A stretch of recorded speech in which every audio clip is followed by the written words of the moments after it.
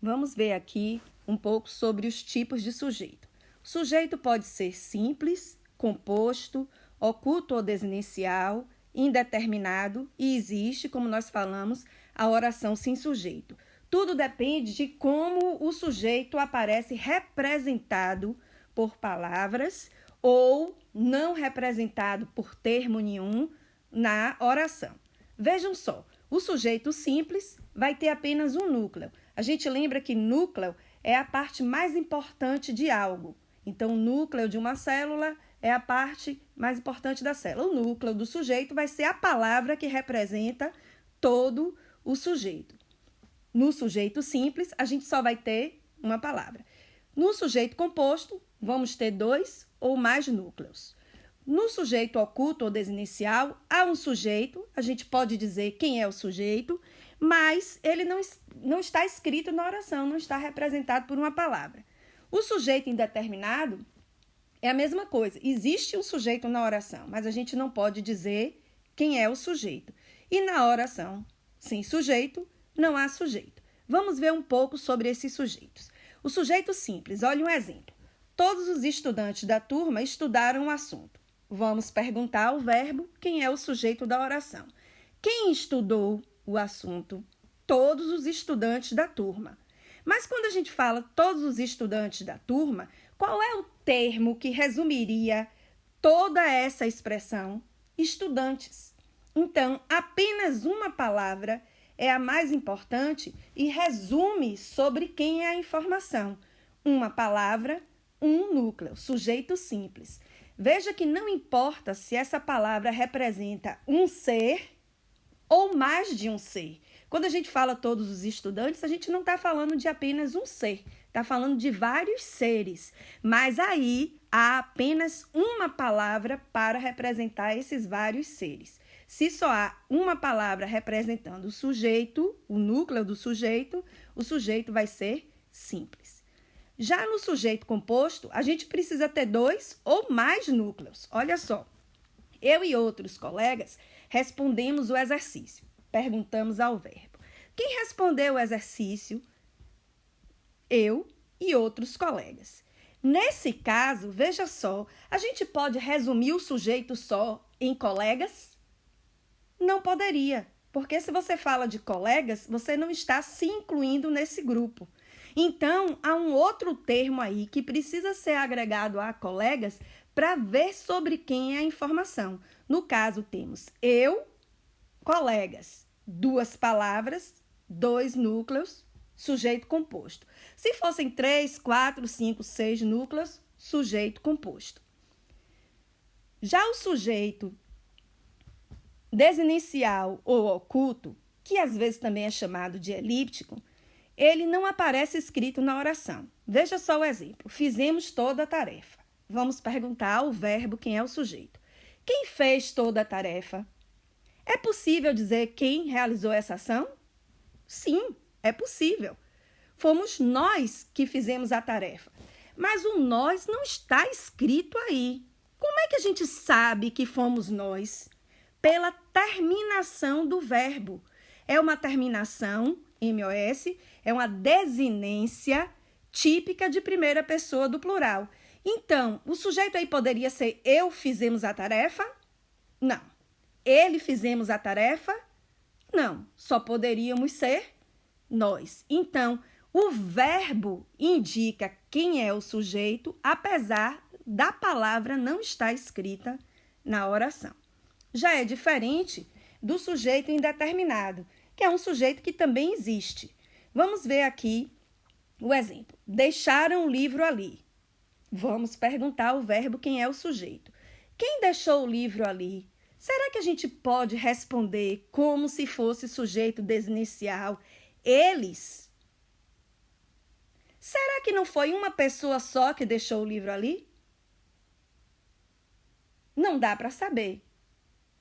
Às vezes a gente não tem certeza sobre uma informação, sobre quem fez a ação, ou a gente quer despistar ou evitar dedurar alguém, e aí a gente faz o quê? A gente coloca o verbo de uma forma que alguém fez a ação, mas a gente não diz exatamente quem foi. Né? Quando a gente diz assim, quebraram a janela. Tá, você não quer dizer que foi seu irmão que quebrou a janela, coitado, para ele não ficar de castigo. Você pega o verbo, coloca na terceira pessoa do plural para indeterminar o sujeito e tentar livrar o irmão da responsabilidade pela ação. Então, quando a gente diz deixaram o livro ali, podem ter sido várias pessoas, pode ter sido uma pessoa só. Nós não podemos determinar quem fez a ação, mas sabemos que alguém a realizou. É o mesmo caso desse exemplo aqui. Olha só, precisa-se de ajuda. A gente vai perguntar o verbo. Quem precisa de ajuda? A gente sabe que alguém precisa de ação, mas precisa de ajuda. Realizou a ação. Mas a gente não pode determinar quem é que precisa de ajuda. Se é uma pessoa, se é um setor, se é uma cidade inteira, se é uma comunidade. Não está determinado. Vamos lá. Agora, para a oração que faz a exceção à regra de termos essenciais da oração, sujeito e predicado, que é a oração sem sujeito. Na oração sem sujeito, o foco é na informação, ou seja, não se pode atribuir a ação ou estado expresso pelo verbo dessa oração a ninguém em particular. Então, o verbo fica responsável por reger toda a informação que não é atribuída a ter sido feita por ninguém. Quando é que isso acontece? Quando os verbos usados na oração são considerados verbos impessoais. Por exemplo, temos aqui os verbos que indicam o fenômeno da natureza. Se for no sentido denotativo, ou seja, no sentido próprio deles. A gente tem um exemplo. Choveu no fim de semana. A gente vai perguntar quem choveu no fim de semana? A chuva choveu?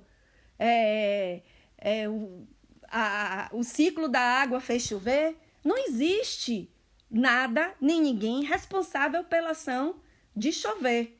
Mas existe a informação sobre esse fenômeno da natureza que é ter acontecido no fim de semana, certo? E por que, então, a gente diz verbos que indicam o fenômeno da natureza no sentido denotativo? Porque, às vezes, a gente pega um verbo que indica fenômeno da natureza e usamos no sentido figurado. Por exemplo, choveu nota boa na prova. Aí você vai perguntar, o que é que choveu? Nota boa na prova. Vai dizer que as notas boas se precipitaram do céu, caindo no chão, sendo absorvidas pela terra? Não. É uma forma conotativa de usar o verbo chover. Nesse caso, existe um sujeito. Mas quando os verbos que indicam o fenômeno da natureza são usados no sentido próprio, geralmente eles formam uma oração sem sujeito, são impessoais e por isso, veja só, sempre vão ser usados na terceira pessoa do singular.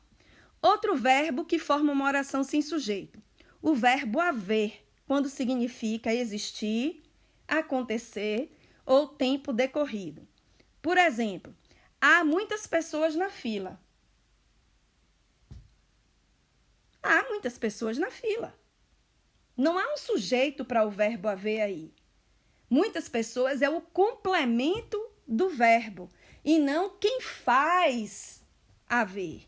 Então, se a gente dissesse assim, houve aula segunda-feira, também oração sem sujeito. E veja que aí também, nesse caso, o verbo haver é impessoal e vai ficar sempre na terceira pessoa do singular. Outro caso, os verbos ser, estar, ficar, parecer, permanecer, que são verbos de ligação, mas quando eles indicam tempo ou temperatura, eles deixam de ser verbos de ligação e se tornam verbos impessoais. Vão ser usados também sempre na terceira pessoa do singular. Quando a gente diz está cedo, o que é que está cedo? A hora está cedo, o tempo está cedo, o dia está cedo. Não, está cedo, pronto, a informação é essa. Não se atribui o estado de estar cedo a ninguém ou a nada especificamente. Parece quente aqui. mesma coisa. E um outro caso, o verbo fazer, quando indica tempo decorrido. Ele fica sendo sinônimo do verbo haver. A gente pode dizer, há anos que não te vejo, mas a gente pode também dizer, faz séculos que não te vejo. Então, a gente aqui tem duas orações. Faz séculos, a gente vai perguntar, quem faz séculos? Não tem como dizer. Oração sem sujeito.